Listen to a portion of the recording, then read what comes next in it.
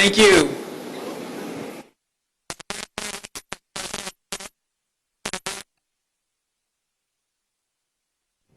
We just completed a truly historic flight, the first ever commercial flight from Israel to an Arab Gulf country. This hopefully will be the first of many. I want to thank and congratulate the Crown Prince, His Highness Sheikh Mohammed bin Zayed, my friend, on his leadership and courage. Last year he celebrated the Year of Tolerance and welcomed Pope Francis to the Gulf. And this year he welcomes Israel. Mohammed bin Zayed is truly leading the new Middle East. Also historic was the Kingdom of Saudi Arabia granting permission for this Israeli commercial flight to use its airspace. This is the first time that this has ever happened. I would like to thank the Kingdom of Saudi Arabia for making that possible. On the plane, we asked the pilots to fly faster because there is great urgency between the people of both countries to break down old barriers, to get to know each other, to form new and hopefully very deep friendships. While this peace was forged by its leaders, it is overwhelmingly desired by the people. The very few who have been critical of this peace agreement are the ones with a long track record of failure and trapping their own people in misery and poverty. They exploit division to maintain power, but their rhetoric has grown tired and the region is breaking free from their grip. The Middle East is filled with brilliant, industrious, tolerant, and innovative people, and the future belongs to them. I ask everyone today to join us in celebrating this peace and to help us expand it throughout the region and the entire world. Thank you very much.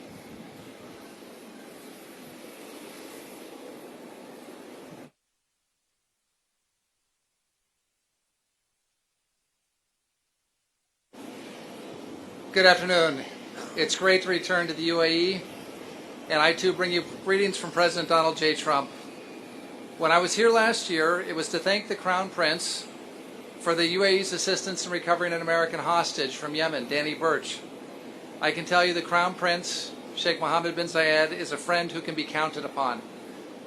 It is especially remarkable that we have flown here directly from Israel, Ben Gurion Airport, on the first ever commercial flight to Abu Dhabi. This flight was made possible by the UAE's recent historic agreement with Israel, the Abraham Accords, which normalized relations between America's most reliable and most capable partners in the region. These two great nations are beginning the process of exchanging ambassadors and are cooperating in a broad range of fields, including finance, education, healthcare, trade, and security. This will unleash economic growth in both countries. The combination of Israeli know-how and high-tech and the UAE's capital and financial centers is going to create something very, very special in the Middle East. On the religious and cultural front, Muslims who wish to pray at the Al-Aqsa Mosque will now be able to fly from Abu Dhabi directly to Tel Aviv, and they will be welcomed. We're truly impressed by the leadership exhibited by the UAE and by the Crown Prince in this effort to make peace. Without his vision and without his courage, the Abraham Accords would not be possible. This agreement represents the most significant step toward peace in the Middle East in over 25 years. At long last, nations are putting aside old ideas and old grievances and embracing a better future, a future of shared interest and shared goals. Working together, the UAE and Israel will be more secure than ever. Together they'll form a united front with the United States against Iran. We believe that additional Arab and Muslim countries will soon follow the United Arab Emirates' lead and normalize relations with Israel. This trend will put the region on a truly transformative path of stability, of security, and of opportunity. Thanks to the courage and leadership of Crown Prince Sheikh Mohammed bin Zayed, Prime Minister Bibi Netanyahu, and President Donald Trump, a new era has truly begun for our three nations. And these leaders will now be known throughout history as peacemakers. I want to thank Jared and his team, Special Representative Hook, Special Envoy Berkowitz, our NSC team of Mark Vandroff and Rob Greenway and Miguel Correa and Alex Gray for their excellent efforts in helping to assist Jared and myself as we helped bring the parties together. But the real credit here goes to the Israelis and to the Emiratis. And I'm very pleased to share the stage with Mayor Ben Shabbat, who also was on the historic flight from Tel Aviv with us. So Abu Dhabi has become one of the great capital cities of the world, not just in the region, but of the entire globe. I'm truly looking forward to my stay here in the Emirates and working with my Emirati and American and Israeli colleagues. Thank you. May God bless the UAE and may God bless America.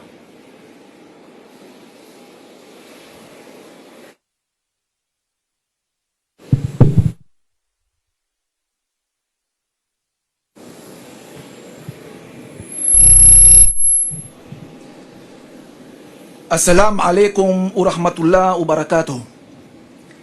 أنا فخور وفرحان جدا بوجودي هنا كرئيس الوفد الإسرائيلي.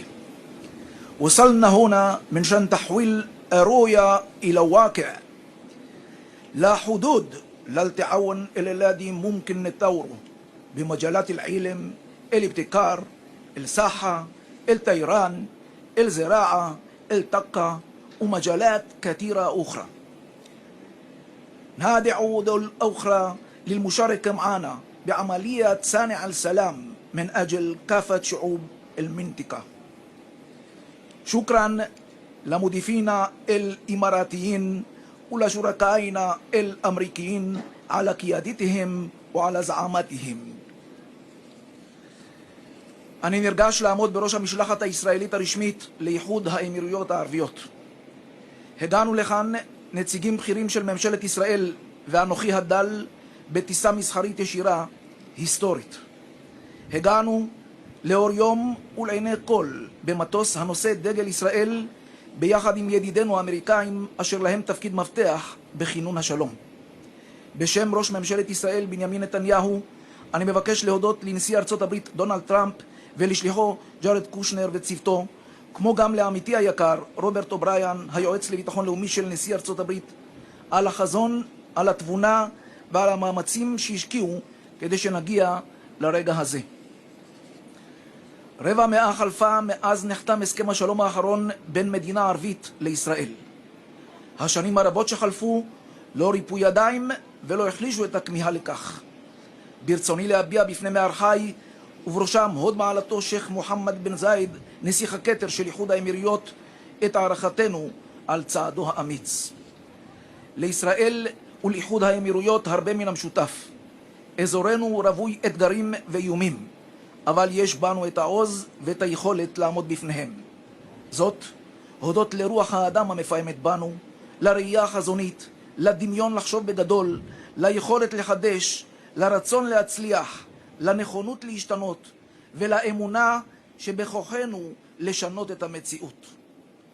אנו נושאים עינינו לאופק חדש באזור, אופק של שיתוף פעולה בין חברות מתקדמות, אופק של טכנולוגיה, של חדשנות, של שגשוג, של צמיחה ושל תקווה.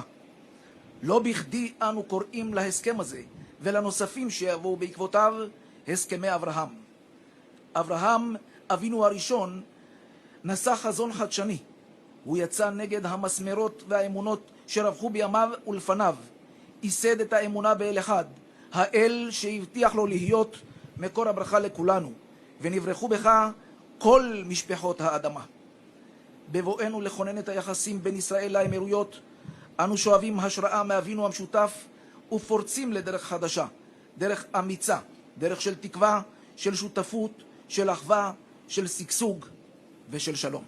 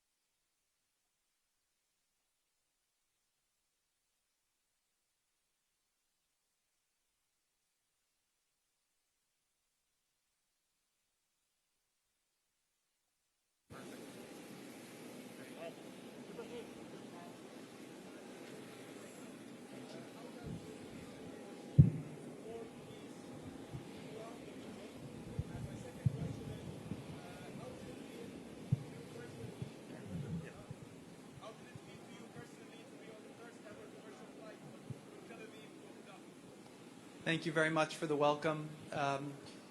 I believe that this agreement has the ability to change the whole course of the Middle East. For the last 3.5 years that I've been working on different issues in the Middle East, there's been a lot of sense of hopelessness. The last decades we've had conflict and war and division, and what happened here was three great leaders came together and they started writing the script for a new Middle East. President Trump worked very closely with Prime Minister Netanyahu and the Crown Prince Mohammed bin Zayed, and they said the future doesn't have to be predetermined by the past. And so they showed a lot of courage, they worked together, and we realized that most people want the same thing. They want the ability to live a better life, they want to have a better job, they want to live in peace, and we're all sons of the same God. So for me to fly over here today was a tremendous honor. My grandparents survived the Holocaust. They were persecuted because of their faith in Nazi Germany in the 1940s. And they came to America and they were able to experience freedom, and that enabled them to live the American dream and have a great life. And I'm very fortunate today to work for a great president of the United States, and to be a part of this delegation that took this historic flight shows that barriers that exist can be broken if we only have the courage and the optimism and the vision to see them through.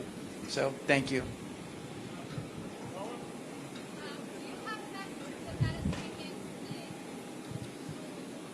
The message that we carry for the Palestinians is also one of hope. We've done a lot of great work to lay out a pathway for them to improve their future. We've put an offer to their leadership on the table that will enable them to have a state and self-determination, and an economic plan that could revitalize their economy.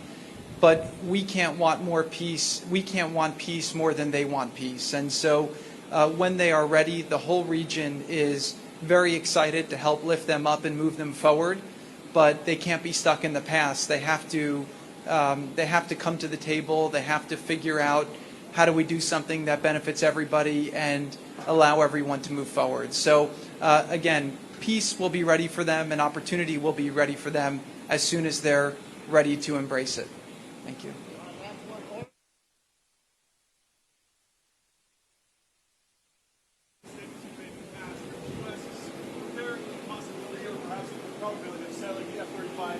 Arab Emirates.